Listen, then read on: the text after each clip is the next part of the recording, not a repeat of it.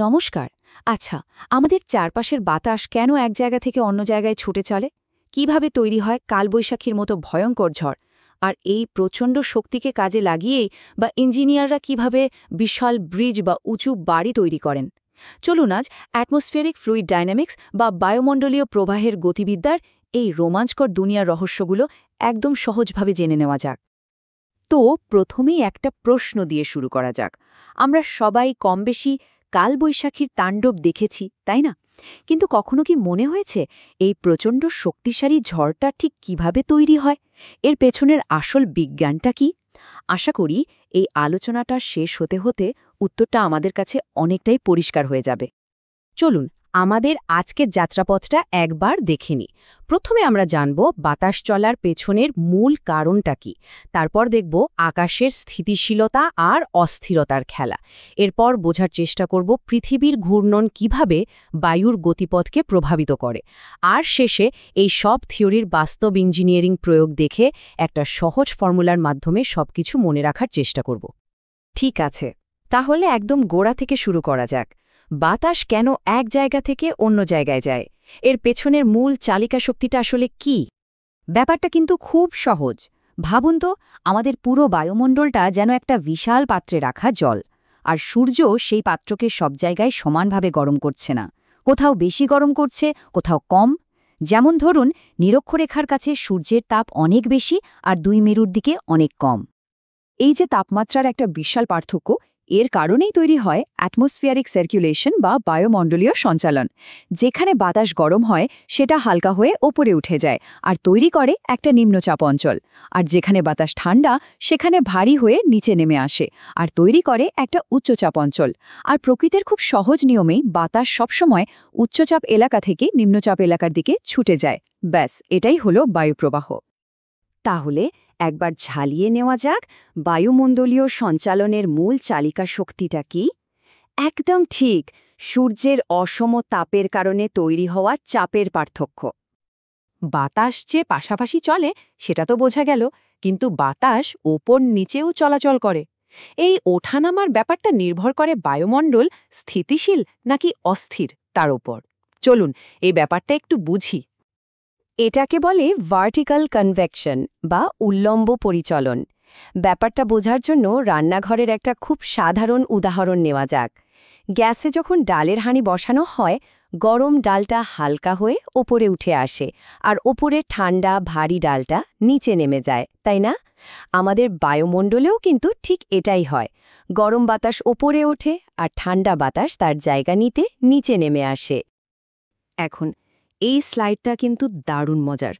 বায়ুমণ্ডল কখন স্থিতিশীল আর কখন অস্থির তা বোঝার জন্য এই বাটি আর মার্বেলের উদাহরণটা খুব ভালো। যখন বায়ুমণ্ডল স্থিতিশীল থাকে তখন সেটা একটা সোজা করে রাখা বাটির মতো। মার্বেল তাকে একটু ঠেলে উপরে তুললে ওটা আবার নিজের জায়গাতেই ফিরে আসে, মানে বাতাস উপরে উঠতে চায় না। আর অস্থির বায়ুমণ্ডল হলো একটা উল্টো করে রাখা বাটির মতো। মার্বেলটাকে সামান্য নাড়া দিলেই ওটা গড়িয়ে পড়ে যাবে, মানে বাতাসকে একটু উস্কে দিলেই তা দ্রুত উপরে উঠতে শুরু করবে। কালবৈশাখীর মতো ঝড় কিন্তু এই অস্থির বায়ুমণ্ডলেই তৈরি হয়। তাহলে ব্যাপারটা কি দাঁড়ালো? কোন পরিস্থিতিতে বাতাস উল্লম্বভাবে চলতে বেশি উৎসাহ পায়, স্থিতিশীল নাকি অস্থির পরিস্থিতিতে?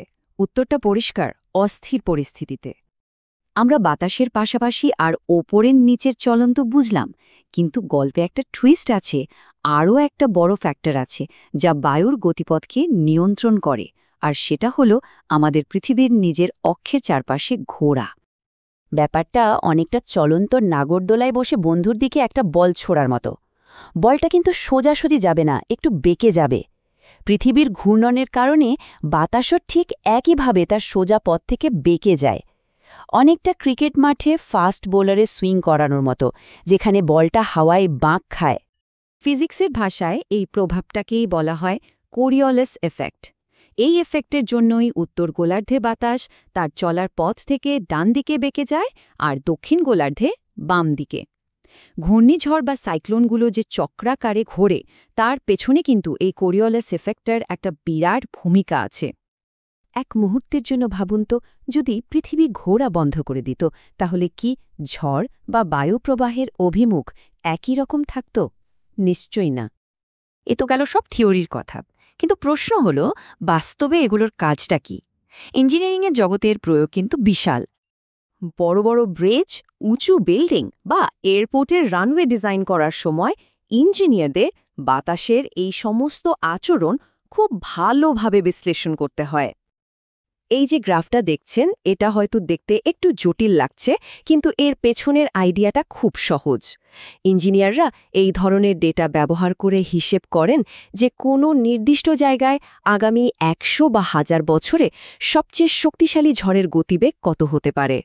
আর সেই হিসাব দেখেই ঠিক করা হয় একটা ব্রিজ বা একটা উঁচু বিল্ডিং কতটা মজবুত করে বানাতে হবে, যাতে সেটা চরম আবহাওয়াতেও ভেঙে না পড়ে। বায়ুমণ্ডলীয় প্রবাহের গতিবিদ্যার জ্ঞান এখানেই বইয়ের পাতা থেকে বেরিয়ে এসে বাস্তব পৃথিবীকে সুরক্ষিত রাখে। চলুন এতক্ষণের পুরো আলোচনাটা একবার গুছিয়ে নেওয়া যাক, যাতে সবকিছুই সহজে মনে থাকে। আমরা মূলত 3টে জিনিস শিখেছি। প্রথমত, সার্কুলেশন বা সঞ্চালন। সূর্যের অসম তাপচাপের পার্থক্য তৈরি করে, যা বাতাসকে চালায়। দ্বিতীয়ত, স্টেবিলিটি বা স্থিতিশীলতা। এটা ঠিক করে দেয় যে বাতাস উপরে উঠবে নাকি নিজের জায়গায় থাকবে। আর তৃতীয়ত, কোরিওলিস এফেক্ট। পৃথিবীর ঘূর্ণন বায়ুর গতিপথকে বাঁকিয়ে দেয়, যা বড় আকারের আবহাওয়ার প্যাটার্ন তৈরি করে। এই 3টে ধারণা মনে রাখার একটা ছোট্ট হ্যাক হল CSC formula. Circulation, stability, Coriolis. বাতাসের আচরণের এটাই হল মূল সূত্র। সবশেষে একটা বড় প্রশ্ন রেখে যাই। বায়ুর প্রবাহের এই মূল নীতিগুলো বোঝাটা শুধু পরীক্ষার জন্য জরুরি নয়।